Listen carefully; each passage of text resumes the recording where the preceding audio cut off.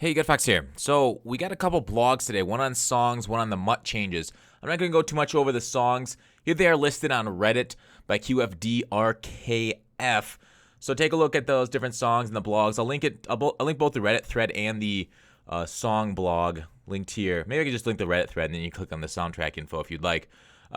So take a look at that. We'll close that and move on to the actual blog. All right, so Madden Ultimate Team Revisioned. Posted by Jake Stein. We all know him from the Mutt Men podcast. He talked about some of the changes. I wrote out some of my thoughts on the changes, so let me get through them. I guess they're better than loyalty rewards. At least it's not that bad. So we'll just go through the changes in the overall formula, which is generally a good thing. They said there's a change in the overalls, but this example that they gave here, it's kind of weird. This 94, they said there's no more +1, +2s, but it's still only +1 on a lot of these things from last year. So I guess spec catch went up too, but these are still only +1, +2s from their previous versions. But they say up here that they're matching it more towards their salary cap value. It'll be interesting to see that play out, which is kind of tough for us as players making budget teams, because salary cap value is much more tied to how the player plays than the overall formula. So basically, I think what they could do going forward almost with these salary cap values is just take the overalls of these players, subtract like 50 points from them, and maybe you can get your salary cap value. That's probably wrong. That's actually really wrong, because the 94 is much more valuable than like a 54 for 4 cap versus 30, 44 cap. Actually, I don't know. Let me know what you guys think about that. Could they just take the overalls and subtract 50 points from them for the cap value? Probably not. No, I definitely do not think that is true. But they say 99s will play more like 99s this year as we move down to Le'Veon Bell with the overall changes. The only issue that players, us as players, are going to run into is basically the chemistry. With this overall formula, the overalls won't go up nearly as dramatically when we add chems to these teams or these players, and we'll get into team chems in a second. So like the Le'Veon Bell, because we get these team chems only given +1s, his overall might only go up +1 with all those +1s. So this is kind of cool. The 99s will be better, closer to 99.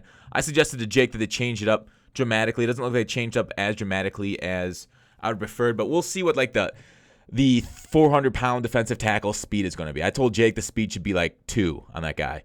I'm guessing they're going to still keep the same 50-point scale that we've had on the Maddens going back, where like the slowest guy in the game is like 50 speed. Like so what's the point of having 0 to 50 if the worst guy in the game is going to be 50? So maybe we'll move more to that in future years. So it feels like they took a half measure. And you know what Mike Ehrmantraut said in Breaking Bad? You never take half measures. So that's a little disappointing on that end. I mean, overall, okay, so I've been really negative so far. I do like the blog. I do like the direction they're going.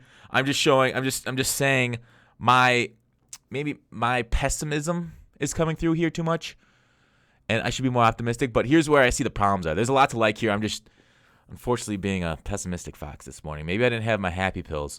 Anyways, team chems moving down here. We'll keep skipping past this. All right, so here's the team chems that I talked about. If you're fully able to, here we go. I'll talk about team tokens in a second. Well, you get to use these team tokens. You can also upgrade coaches' stadiums, both dark and light uniforms. Upgrading those items provide additional chemistry boost for players of that same team. So that's kind of cool that they're basically making theme teams more viable.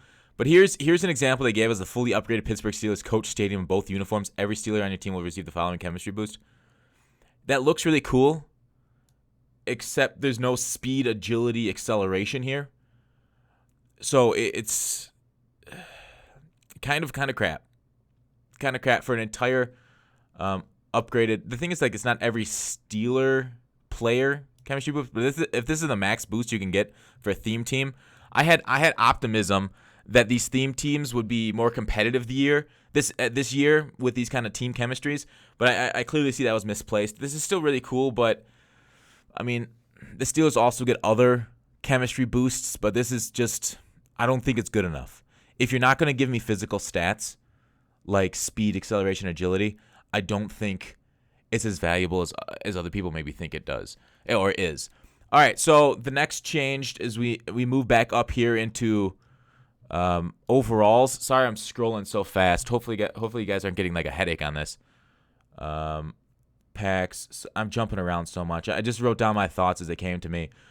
With the adjustments made to the player overall formula, they also changed they broke down their 4 tiers: bronze, silver, and gold. The weird thing is they mentioned the 4 tiers here: bronze, silver, gold, elite, but there's no bronze here. I'm assuming bronzes are 59 and under, but they don't explicitly state it, which is kind of weird that they leave that out for this blog.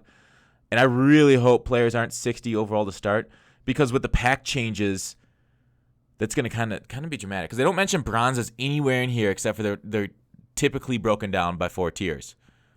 So that'll be something that I want to kind of see answered going forward, if there's going to be bronzes next year.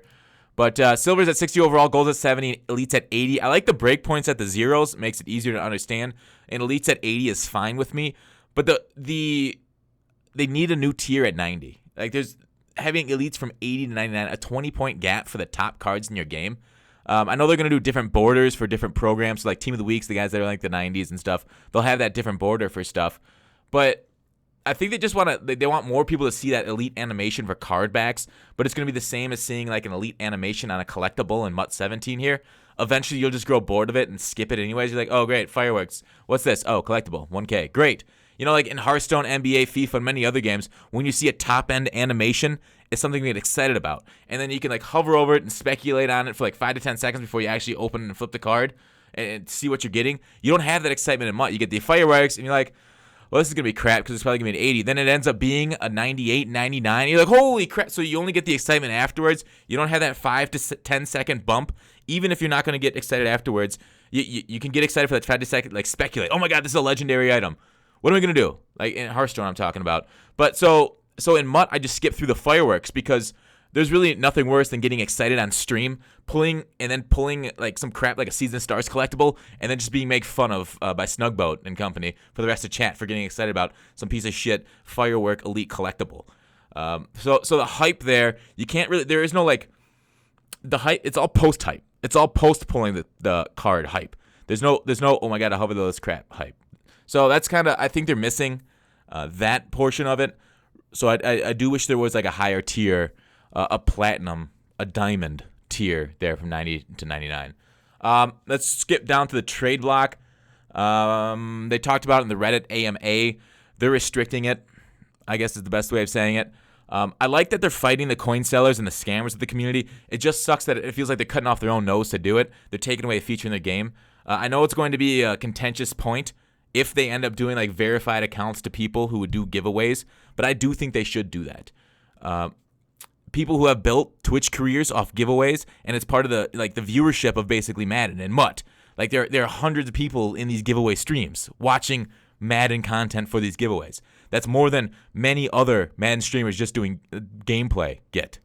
So I don't think they should take that away. Take those people's career. Maybe I'm using that loosely. But take their career away from them. As to who's getting verified for those giveaway streamers, you know, I think EA can maybe take a lesson from Twitter or Twitch or some of their other big companies, talk to their departments how they verify people there. But I do think that is something they should put into their game to continue those giveaway streams, because people seem to really love them. And you really don't want to take away things in your game that people love. All right, now let's get back to the upgrading cards part. Like I said, this will be linked. I think this will be linked in the description, this blog, so you can read it through.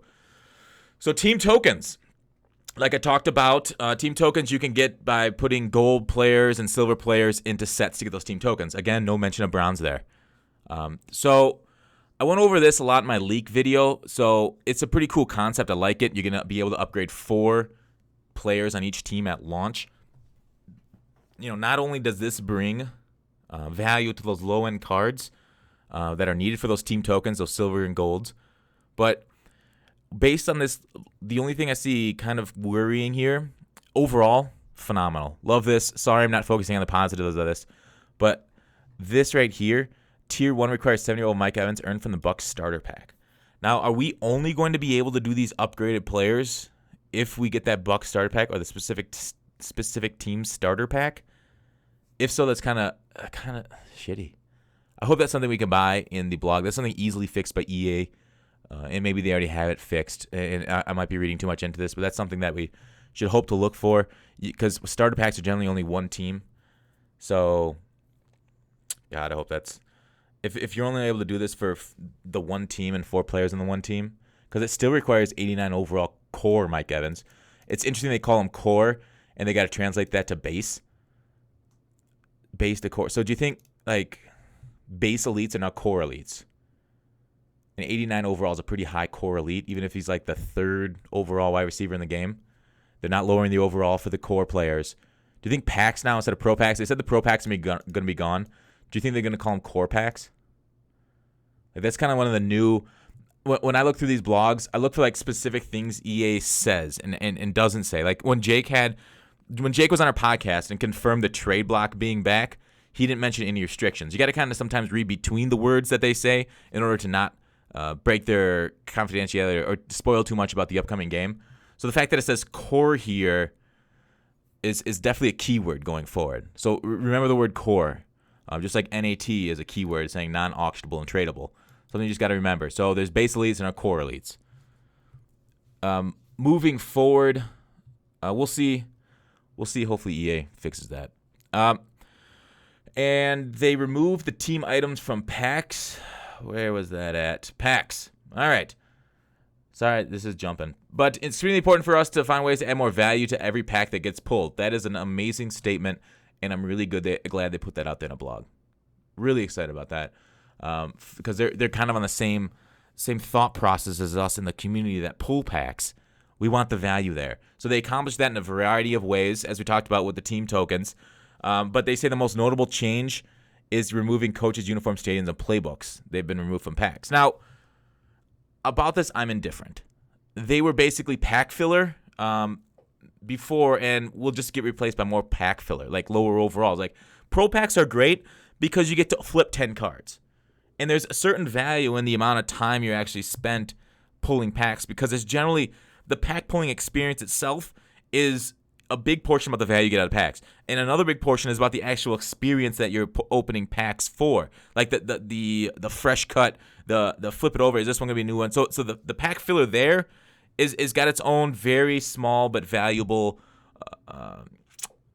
what's the word I'm looking for? I don't know words. I'm not so good with them.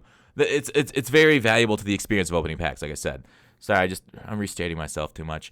So we plan to do our very best to keep packs more exclusively filled with players throughout the year. They took the feedback that people don't like collectibles and these other things in packs. Now, I think when people complained about collectibles and these team items in packs, they were just looking for something to complain about. Collectibles, I think they serve a very important purpose in the Madden and MUT economy. And to remove them from packs and just make them players, you're essentially making players into collectibles, which we've seen with a few promos. So it's in the end, we want that set reward, that final card, and the good pull out of it. But we're basically six in one handing and half a dozen in the other right here. So whatever, I'm indifferent on them. But the only downside to this is going to be that it'll be slightly more expensive to get those coaches' uniform stadiums and playbooks now. Because you got to use the team tokens to get them. But that's, kind of balanced by the more lower end player cards that you can use to get these team tokens. So overall, a very equal change to packs there. That is my thoughts. I think so far, I'm trying to see if there's anything else I want to get. We talked about overalls through the blog. Read through it yourself. Let me know if you got any comments or any thoughts in the comments below. Yeah, player overall. Was there another section here that I missed? Upgrades we hit. And yeah, that's it.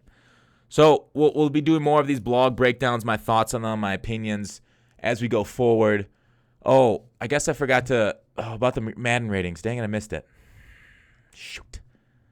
So basically, my thoughts on how they could redo these Madden ratings. These are how they used to do.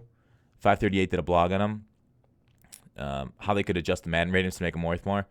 Awareness needs to drop like a digit off of them. Like awareness and halfbacks, that should be 3%. Fullbacks, 8%. And that's how they can make the other stats more valuable. That means something.